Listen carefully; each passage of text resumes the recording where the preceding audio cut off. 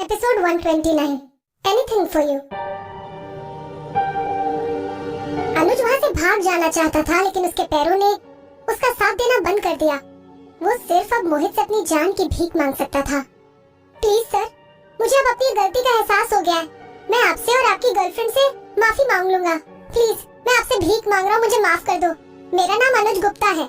मैं चंडीगढ़ की गुप्ता फैमिली से बिलोंग करता हूँ। मैं आपको पैसे दे दूंगा, आप चाहे कितनी मर्जी भी पैसे ले लो। चंडीगढ़ की गुप्ता फैमिली? मोहित ने मुस्कुराते हुए पूछा। अनुज को लगा कि उसकी जिंदगी अब बच जाएगी। उसके सामने खड़ा हुआ आदमी गुप्ता फैमिली के स्टेटस को देखकर लड़ाई करने की कोशिश नहीं करेगा और उसको वहाँ से जाने देगा। हालांकि उसने एक्सपेक्ट नहीं किया था कि मोहित बस हल्का सा मुस्कुराकर धीरे से कहेगा, मारे जाओगे। थोड़ी सी दूर किसी ने बॉडीगार्ड के गन पॉइंट पर होते हुए भी मोहित की बात को दोहराया, मारे जाओगे। अनुज का दिल उसके मुंह से बाहर आने को था। मारे जाओगे? इस बात से इस आदमी का क्या मतलब था? क्या यह आदमी मेरी पूरी फैमिली को खत्म कर देगा? अनुज घबराया हुआ मोहित के पैरों पर गिर गया। प्लीज प्लीज मेरी फैमिली को मत मारना, प्लीज मुझे भी मत मारो, मैं तुम्हारे सामने भीख मांग रहा हूँ। मोहित बस घूर के देखने लगा। विधि को भी कुछ अच्छा महसूस नहीं हुआ। क्या मोहित सच में पूरी गुप्ता फैमिली को मारने की बात कर रहा था? फैमिली के एक मेंबर की गलती की सजा पूरी फैमिली को नहीं मिलनी चाहिए। सिचुएशन को समझते हुए विधि मोहित से बोली, बॉस प्लीज किसी को मत मारना। मोहित उसके गालों पर अपना हाथ रखता हुआ बोला, किसने कहा कि मैं किसी को मारने वाला हूँ? इसकी फैमिली इतनी अमीर है तो मैं बस उनको बैंक करप्ट कर दूंगा। बिना पैसों के ये फिर कभी किसी को ऐसे परेशान करने के लायक नहीं रहेंगे। मोहित की बात सुनने के बाद विधि के दिल को भी राहत मिल गई। अनुज ने लंबी सांस ली। थैंक यू भगवान। उसने सोचा, ये आदमी अब कम से कम मेरी फैमिली को तो नहीं मारेगा। हालांकि अचानक ही अनुज और ज्यादा डरने लगा। उसने सोचा कि किस तरह मोहित ने अपने 10 लोगों को 200 आदमी को संभालने के लिए बोल दिया और उसको जरा भी डर नहीं लगा कि यहाँ कोई बड़ा सीन क्रिएट हो सकता है। अनुज मोहित की फैमिली बैकग्राउंड के बारे में सोचने लगा। मोहित अपने चेहरे पर शैतानी हंसी ले आया। अच्छा, तो तुम विधि को परेशान करने की सोच रहे थे। अब तुम डिसाइड करो, या तो तुम अपने आप अपने हाथों की 5 उंगलियां तोड़ लो, या फिर मैं तुम्हारी 10 की 10 उंगलियां तोड़ दूंगा। सब लोगों का गला सूख गया। यह आदमी तो किसी शैतान से कम नहीं है। मोहित ने अपनी पनिशमेंट को बिल्कुल नॉर्मल आवाज में सबको सुनाया। उंगलियों का कनेक्शन सीधे दिल से होता है। एक उंगली टूटने के बारे में सोचने से ही रोंगटे खड़े हो जाते हैं और 10 उंगलियां टूटने के बारे में तो कोई सोच भी नहीं सकता।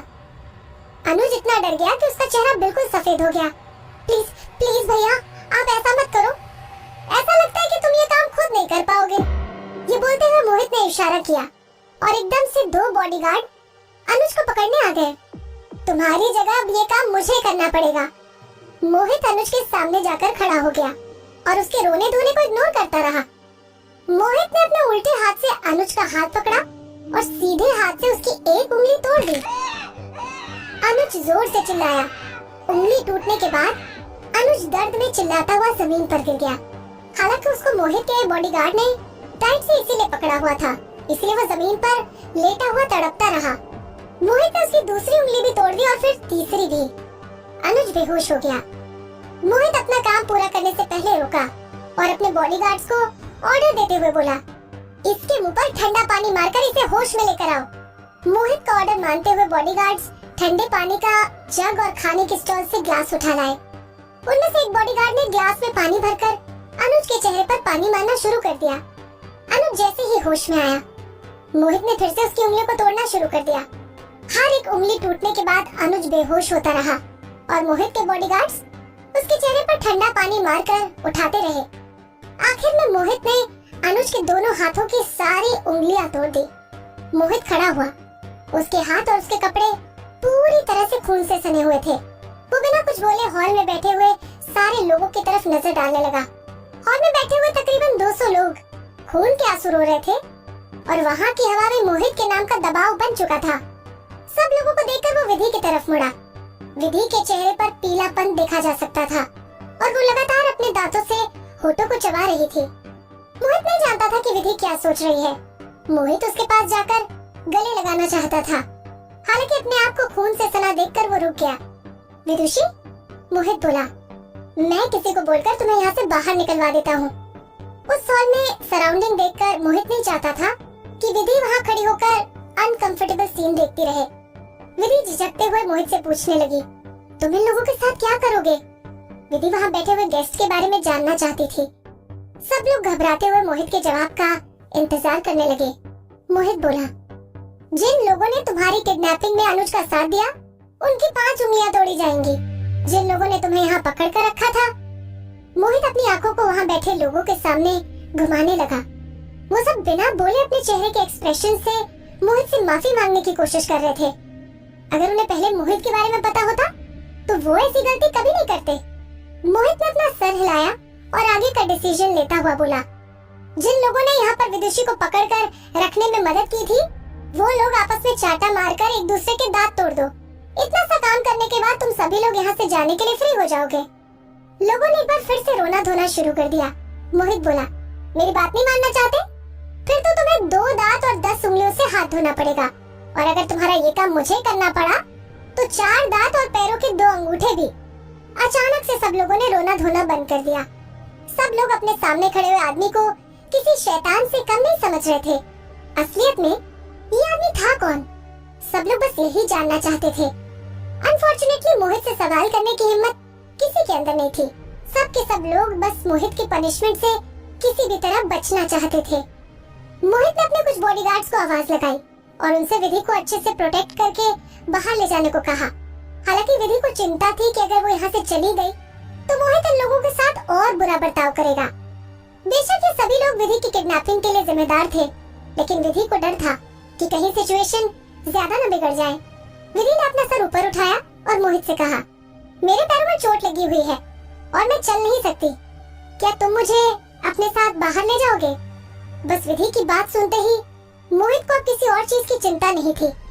मोहित हल्का सा नीचे झुका और उसने विधि को अपनी गोद में उठा लिया। उन टाइट हील्स की वजह से विधि के पैरों में कई जगह चोटें लग गई थी। विधि को गोद में उठाने के बाद मोहित की नजर उसके पैरों पर पड़ी और वो पीछे मुड़कर अपने बॉडीगार्ड से बोला, उस आदमी के पैरों के अंगूठे भी तोड़ दो। कुछ बॉडीगार्ड्स ने मोहित के ऑर्डर को सुना और अनुज को घसीटते हुए दूसरे कोने में ले गए। मोहित के ऑर्डर ने विधि की घबराहट बढ़ा दी। उसने कभी नहीं सोचा था कि सिर्फ उसके पैरों की कुछ खरोंचे देखकर मोहित अपने बॉडीगार्ड्स को कुछ इस तरह का ऑर्डर दे देगा। बेशक उसके दिल में अनुज के लिए जरा भी सिंपैथी नहीं थी, लेकिन आखिर में अनुज भी एक इंसान था। विधि ने मोहित को वहाँ से जल्दी बाहर ले जाने के लिए कहा, मेरे पैरों में दर्द हो रहा है, प्लीज मुझे जल्दी से बाहर ले चलो। मोहित उसको गोदी में उठाकर बाहर लेकर आने लगा। बस 2 मिनट। मोहित उसको प्यार से उठाकर हॉल की एग्जिट की तरफ बढ़ने लगा। उसके कपड़ों पर लगे हुए खून ने विधि के रेड कलर के लहंगे को ब्लड रेड कलर में डिजाइन कर दिया। जैसे जैसे मोहित उसको गोदी में उठाकर आगे बढ़ता रहा, वैसे ही लोगों ने उसके लिए रास्ता बना दिया। वहीं पीछे खड़े हुए 2 बॉडीगार्ड्स जल्दी से आए और उन्होंने विला का गेट खोला। विला के बाहर 2 हेलीकॉप्टर खड़े हुए थे। विधि को अपनी गोद में लेकर मोहित उनमें से एक हेलीकॉप्टर में जा बैठा। तभी विधि को समझ में आया कि मोहित इतनी जल्दी यहाँ कैसे पहुँच गया। थोड़ी देर इस बारे में सोचने के बाद अचानक से विधि को किसी आदमी की याद आ गई। मिस्टर रावत अब कैसे हैं?